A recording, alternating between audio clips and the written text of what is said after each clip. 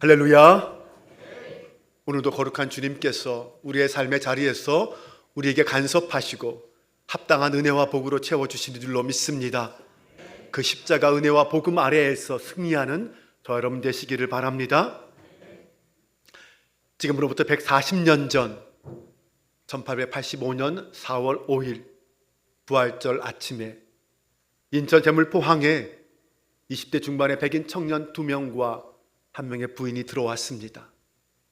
화면을 보여주시죠. 아펜젤러 선교사 부부와 언더우드 선교사였습니다.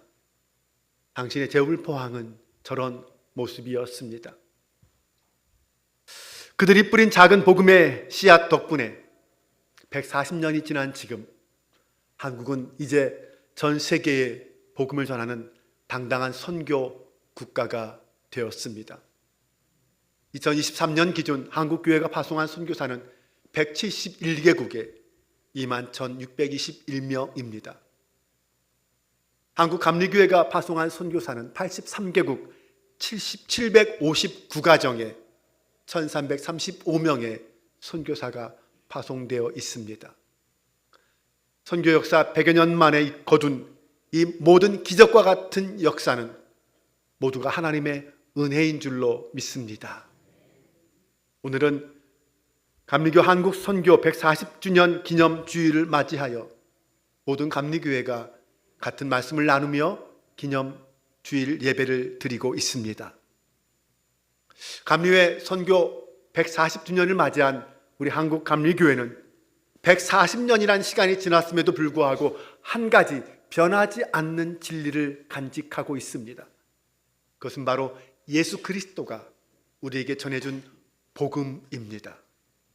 140년 전 아펜젤러 선교사가 전한 복음은 바로 이 예수 그리스도의 복음입니다. 이 변하지 않는 진리의 복음은 우리 감리교회뿐만 아니라 한국의 모든 교회의 기초가 되었습니다. 아펜젤러 선교사가 함께 사역했던 스크랜턴 모자, 언더우드, 알렌 등 여러 선교사들에게 아펜젤러는 예수 그리스도가 우리 삶의 근본이 되신다라는 사실을 늘 강조하면서 공감을 이끌었고 함께 합력하는 선교 사역을 펼쳐 나갔습니다. 이제 선교 140주년을 맞이하여 아펜젤러가 우리에게 선포한 그 복음을 다시 한번 살펴보며 그 복음이 우리의 미래를 여는 열쇠가 된다는 사실을 기억하고 함께 기도하며 그 역사를 펼쳐 나가기를 소망합니다. 아펜젤러 선교사가 전한 복음은 예수 그리스도는 인생의 근본 문제를 해결하셨다는 것입니다. 인간의 삶은 누구나 죽음을 맞이합니다. 세상 사람들은 죽음의 문제를 해결하기 위해서 철학이나 과학, 정치, 경제 등 다양한 방법으로 삶의 불안을 해결하려고 노력했습니다. 그러나 눈에 보이는 그 물질 문명을 지금 이렇게까지 발전시켰음에도 불구하고 인간의 삶 가운데 끊임없이 찾아오는 이 죽음과 불안의 문제는 아직 해결하지 못하고 있습니다. 그 이유는 모든 인간에게는 이 죄가 있기 때문입니다. 이 죄는 세상을 만드신 하나님과 같아지려는 인간의 교만과 욕심으로부터 시작되었습니다. 최초의 인간 아담과 하와는 에덴 동산에서 하나님이 먹지 말라 금지한 선악과를 사탄의 유혹에 넘어가 먹게 됩니다. 하나님과 같아지려는 그 교만과 욕심이 그 안에 들어온 것입니다. 결국 그들은 에덴 동산에서 쫓겨났습니다.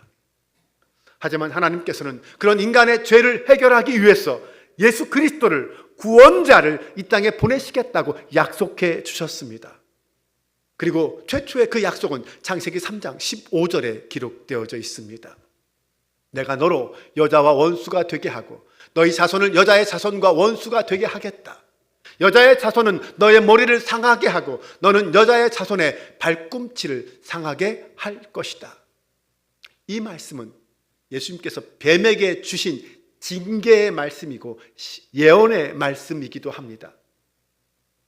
여기서 여자의 후손이라는 것은 예수 그리스도를 가리킨다고 할 수 있습니다. 하나님은 인간이 하나님을 찾을 때마다 당신의 사랑과 은혜로 그들을 용서해 주셨습니다. 하지만 구약시대뿐만 아니라 인류의 역사 속에서 인간은 교만과 욕심 때문에 하나님을 떠나서 살아가는, 하나님과 끊어져 살아가는 삶의 근본적인 문제가 끊임없이 대두될 수밖에 없었습니다. 창세기에 나오는 가인과 아벨을 비롯하여 노아의 방주 사건, 바벨탑 사건처럼 인간은 교만과 욕심이 끊임없이 생겨서 하나님을 떠나 죄 가운데 살게 되었다는 것이죠. 그래서 하나님은 이 근본적인 죄의 문제를 영원히 해결하기 위해서 구약에서 예언하신 그리스도, 바로 예수 그리스도를 이 땅에 보내주셨습니다. 예수 그리스도의 오심은 죄 가운데 빠져있는 인간을 구원하기 위해 그분 자신이, 하나님 자신이 우리 가운데 육신을 입고 오신 성육신 사건이 되었습니다. 예수 그리스도께서 오신 유일한 이유는 무엇입니까? 바로 인간의 죄의 문제를 영원히 해결하기 위해 오신 것입니다. 고린도후서 5장 19절은 이렇게 말합니다. 곧 하나님께서 그리스도 안에 계시사 세상을 자기와 화목하게 하시며 그들의 죄를 그들에게 돌리지 아니하시고 화목하게 하는 말씀을 우리에게 부탁하셨느니라. 따라서 우리는 그분을 믿는 믿음으로 말미암아 죄인이었던 우리를 구원했다라는 그 사실을 경험할 수 있게 되었습니다. 우리가 깨닫고 고백하게 되는 것은 그러므로 이거 한 가지입니다.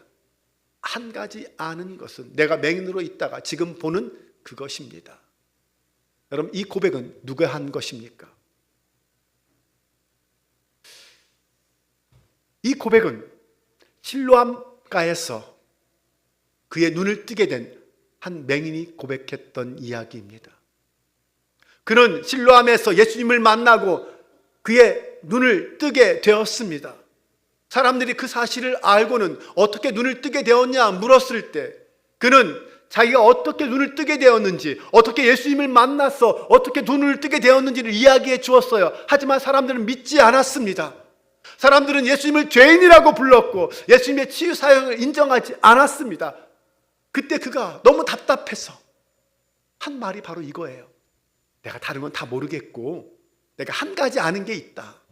나는 맹인으로 있다가 지금 보게 되었다는 것, 그거 하나다. 맞습니다. 예수님을 만나지 못한 사람들은, 예수님의 은혜를 경험하지 못하고 예수님을 믿지 못하는 사람들은 예수님이 구세주이신 것을 인정하지 않으려고 합니다. 아니, 오히려 예수님을 무시하고 핍박하려고 했습니다. 그러나 예수 그리스도는 우리 인생의 근본 문제를 해결해 주셨습니다. 우리의 죽음과 죄의 문제를 해결해 주셨습니다. 오직 예수 그리스도만이 우리의 구원자임을 믿으시기 바랍니다. 벤델러가 전한 복음은 두 번째, 예수 그리스도는 구원의 능력이 있다라는 것입니다.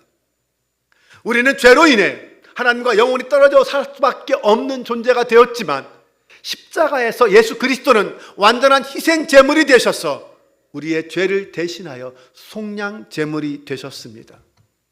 죄인을 위해서 목숨을 아끼지 않으신 그 예수님, 그 예수님은 마지막 그 십자가 상에서 다 이루었다라고 말씀하셨습니다.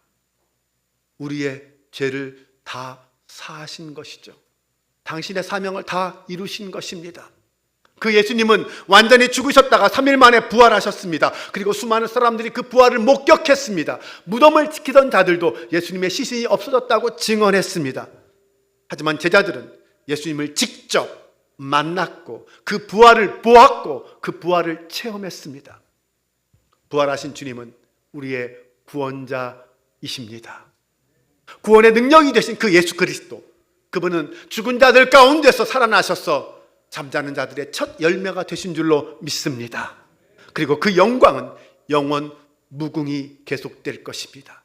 예수 그리스도는 더 이상 죽음 가운데 있지 않고 부활하셔서 하나님 보좌 우편에 계시며 지금은 우리를 위하여 기도하고 계신 줄로 믿습니다. 구원의 능력이신 예수 그리스도는, 그리스도를 믿는 우리는 이제 모든 죄와 사망에서 해방되었습니다. 썩을 몸이 썩지 않을 것을 입어야 하고 죽을 몸이 죽지 않을 것을 입어야 한다고 했습니다. 네, 이 말씀처럼 우리 몸은 죽지만 썩지 않을 것을 입게 될 것이고 죽지 않을 것을 입게 될 것입니다.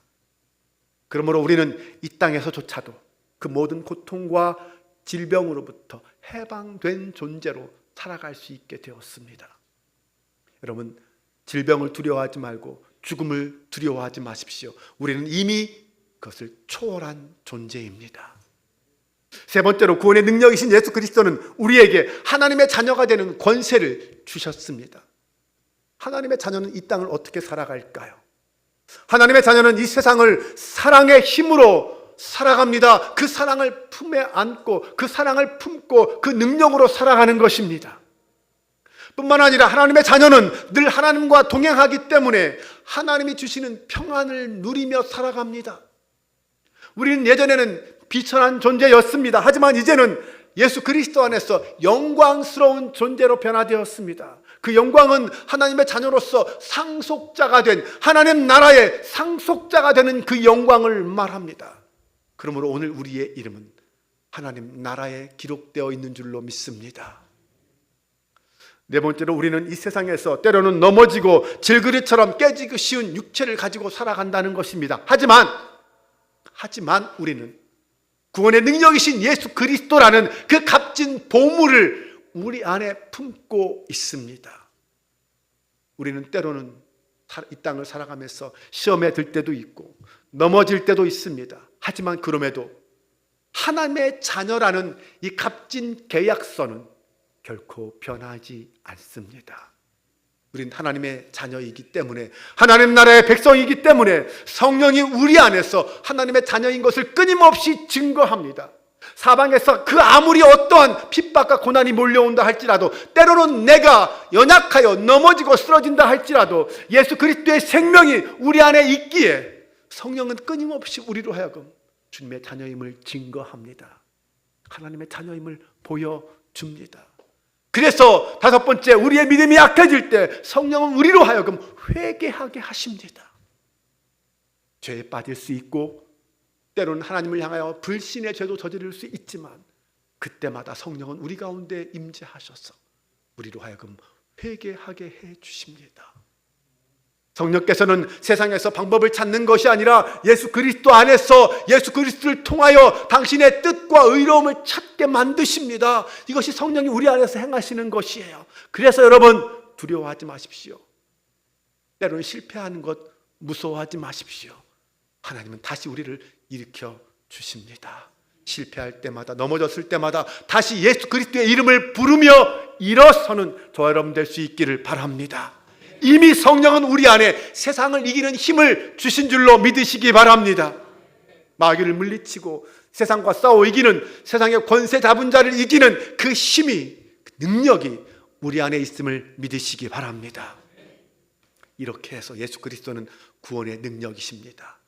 그 예수 그리스도를 믿을 때 우리는 그 예수의 구원의 능력을 소유한 자가 됩니다. 사랑하는 여러분, 하나님 나라에 이를 때까지 이 능력을 붙잡고 믿음을 지키는 성도들 되시기를 바랍니다.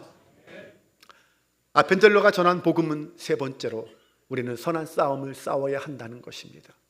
여러분, 우리의 싸움은 이 세상에 있지 않습니다. 하나님의 자녀는 혈과 육의 싸움을 싸우는 것이 아니라고 했습니다. 우리는 영적인 싸움을 싸워서 우리의 유혹을 물리치고 세상 가운데 믿음을 지켜 나갈 것입니다. 그리스도인의 믿음은 우리를 구원에 이르게 할 뿐만 아니라 세상과 싸워 이기게 합니다. 그러므로 우리가 싸워야 이 선한 싸움은 사탄을 상대로 싸우는 싸움입니다. 우리의 싸움은 인간을 적으로 싸우는 싸움이 아니라는 것이죠. 우리의 원수 마귀가 어느 사자와 같이 돌아다니기 때문에 날마다 정신을 차리고 깨어 있어야 합니다. 그래야 그 선한 싸움에서 이길 수 있습니다. 여러분, 사탄을 생각해 보세요. 사탄은 끊임없이 매일매일 정말 다양한 방법으로 우리에게 접근합니다. 최초의 인간이었던 아담과 하와를 비롯해서 욥에게까지 다가와서 시험에 빠지게 합니다. 심지어 사탄은 예수님까지 찾아와서 시험했습니다. 우리는 오늘 매일매일 이러한 사탄의 유혹에 노출되어 있습니다. 어떻게 이 유혹을 이기고 시험을 이길 수 있습니까? 말씀과 기도밖에 없습니다. 그러므로 날마다 말씀을 묵상해야 하고 날마다 깨어 기도해야 합니다. 하나님 앞에서 날마다 기도의 싸움을 하는 저와 여러분 될 수 있기를 바랍니다. 두 번째, 우리가 싸워야 할 선한 싸움에서 우리는 하나님의 뜻에 복종해야 합니다. 그래야 이길 수 있습니다. 사탄은 우리가 하나님의 뜻에 순종하지 않도록 끊임없이 우리 안에 욕심과 교만을 가득 차게 만들려고 합니다. 그때마다 우리는 예수 그리스도를 따르는 병사처럼 우리는 그 어떠한 조건 속에서도 하나님의 말씀을 의지하며 순종해야 합니다. 사탄은 우리가 마땅히 지켜야 할 그 믿음의 자리를 지키지 못하도록 유혹합니다. 하지만 그때마다 우리는 초소를 지키는 군사처럼 그 어떠한 유혹 속에서도 그 믿음의 자리를 떠나지 않고 그 자리를 지켜야 합니다. 우리의 대장 되신 예수 그리스도, 만유의 주이신 주님께서 사탄을 이기시고 우리를 영원한 승리로 이끌어 주실 줄로 믿습니다. 세 번째로, 우리의 선한 싸움은 내 힘을 의지하는 것이 아니라 예수 그리스도를 의지해야 승리할 수 있습니다. 인생은 항해하는 배와 같습니다. 우리가 그 배의 키를 내가 잡고 있다면 우리는 세상의 험한 풍파를 이겨나갈 수 없습니다. 하지만 예수 그리스도께서 내 인생의 배의 키를 붙잡고 계시다면 우리는 우리의 삶 속에서 그 모든 주님의 지혜와 주님의 용기와 믿음을 가지고 그 어떤 풍파도 이겨나갈 줄로 믿습니다. 그 모든 삶의 고통과 좌절을 넘어서 천국의 영광의 자리에 닻을 내리게 될 줄로 믿으시기 바랍니다. 네 번째로, 아펜젤로가 전한 복음은 우린 하나님 나라를 만들어야 한다는 것입니다. 신약 성경에 보면 하나님 나라, 하늘 나라라는 표현이 115번 등장합니다. 그런데 신약 성경을 가만히 읽어보면 세례 요한이 선포한 회개하라, 하나님 나라가 가까이 왔다라는 그 말씀으로부터 시작해서 하늘에서 큰 음성이 울려 이제 우리 하나님의 구원과 권능과 나라가 이루어지고라는 계시록 12장 10절 말씀으로 끝납니다. 즉 신약 성경은 하나님 나라를 선포하고 하나님 나라가 완성하는 것으로 끝난다는 것이죠.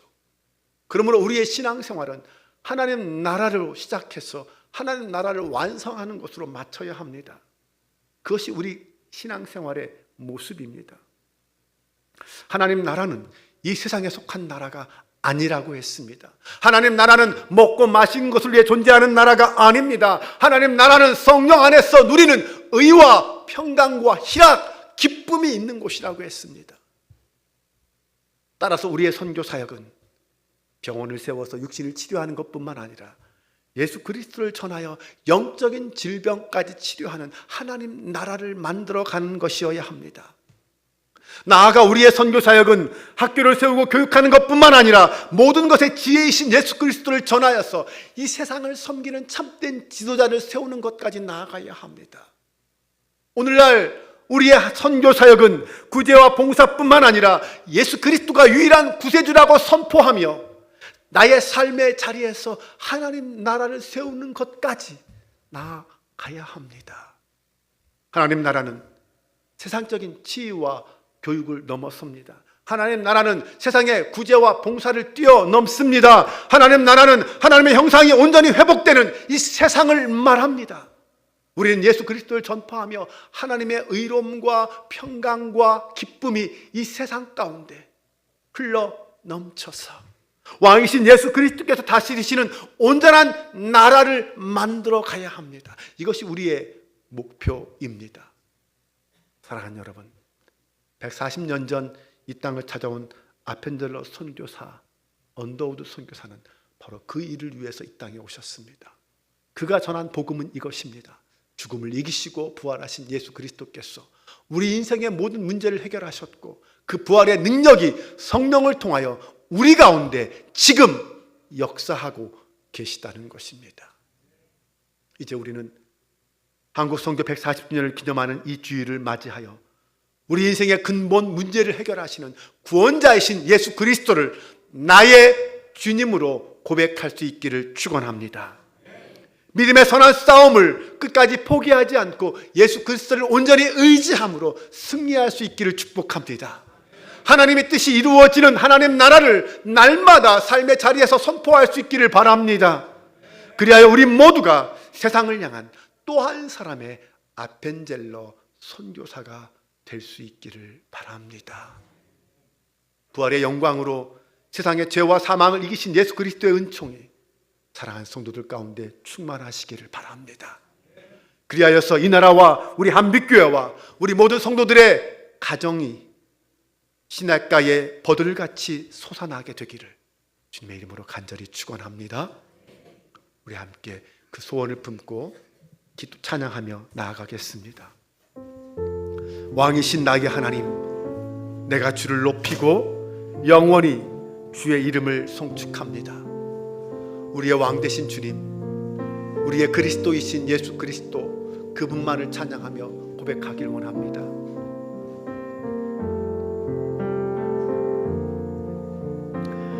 왕이신 나의 하나님, 내가 주를 높이고 영원히 주의 이름을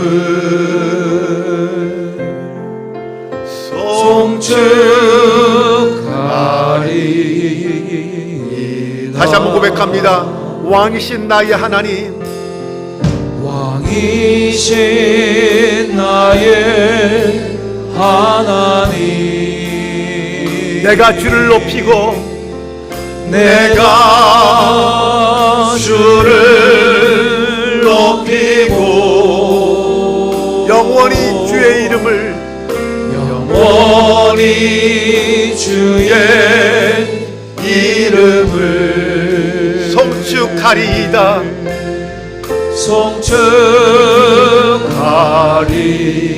송축하리이다. 다시 한번 고백합니다. 왕이신 나의 하나님, 왕이신 나의 하나님, 내가 주를 높이고 내가 주를 높이고 아멘.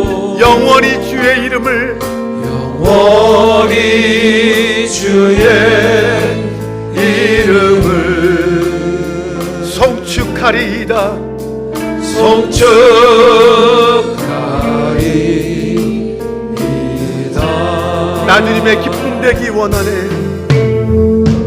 나 주님의 기쁨 되기 원하네. 내 마음을 새롭게 하소서. 새 부대가 되게 하여 되게 하여 주사. 주님의 빛 비추게 하소서. 주님의 빛 비추게 하소서. 아멘. 내가 원하는 한 가지, 내가 원하는 한 가지, 주님의 기쁨이 되는 것. 내가 원하는 한 가지, 내가 원하는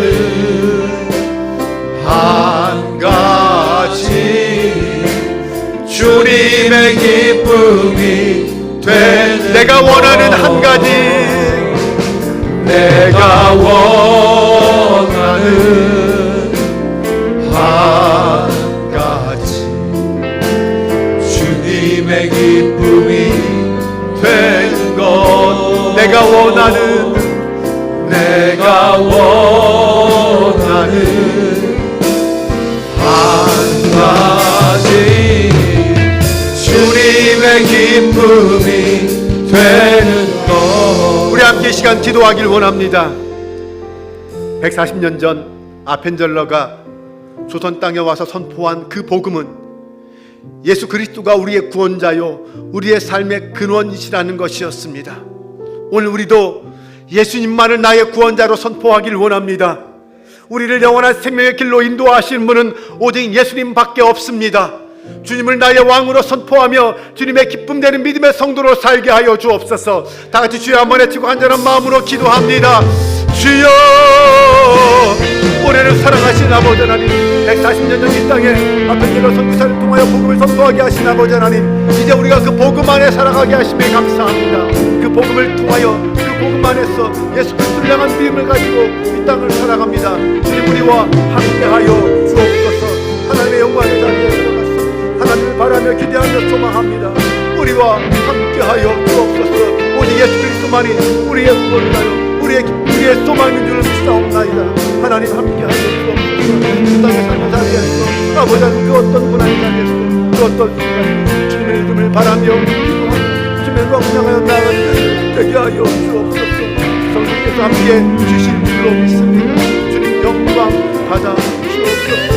사랑하여 주옵소서. 거룩하고 온전한 주님의 뜻을 따라 살아가는 제자들로 인도하여 주시옵소서.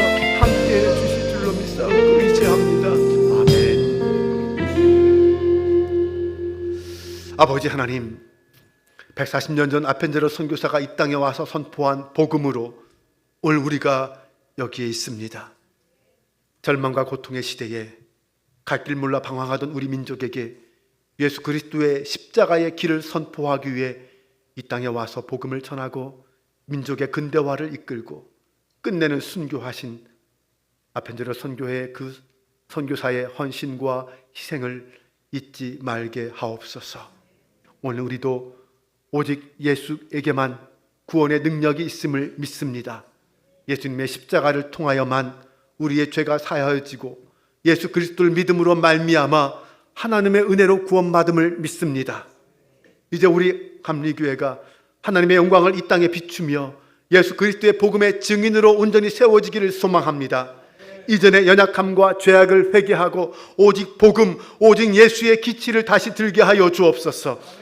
사랑의 주님, 오늘 우리에게 성령님을 통하여 회개하게 하시고 오직 주님만을 의지하며 주님의 이름을 부르며 주님의 주시는 소망을 품고 주님의 기쁨 되는 저희가 되게 하여 주옵소서. 이 땅에 오셔서 우리를 위해 고난당하시고 십자가를 지신 우리 주 예수 그리스도의 이름으로 기도합니다. 아멘. 다 같이 자리에서